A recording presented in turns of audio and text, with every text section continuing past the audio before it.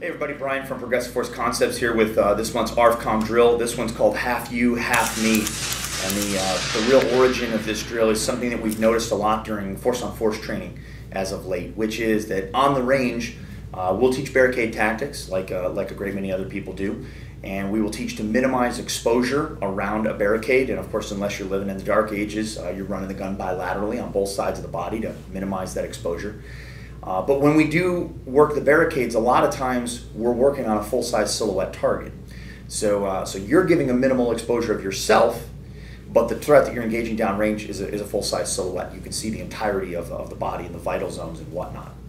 And then what we actually see when we get inside of the shoot house or in a force-on-force environment is that if we're utilizing the barricade and the adversary is utilizing the barricade, that the hit percentage drops off very, very radically to an almost unacceptable level.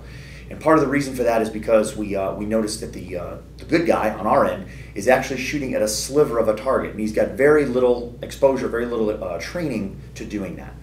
So anyway, the point behind this drill, half you, half me, is that we're going to work a barricade, and in this case, we're demonstrating it with UTMs inside of our CrossFit gym. But this can still be done on the range, live fire with real rounds, working barricades. We want to give the smallest exposure possible, half or less of our body to the adversary, but we're going to set the target up on the receiving end the exact same way.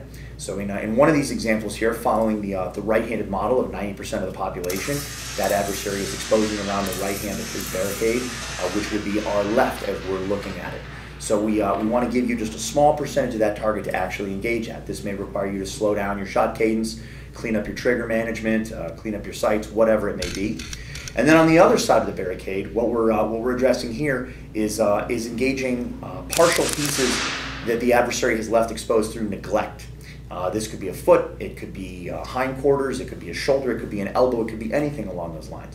Never forget that if the medium in between us and him is concealment, not cover, that the option does always exist that we can punch rounds directly through whatever that intermediate surface is, whether it's cloth or glass or even certain items of metal or drywall like a car door. But in this case right here, we're really considering that he is behind a good piece of cover, and we just have that tiny little wedge to engage. Give this one a try, half you, half me, and I think you guys will like it a lot. Stay safe.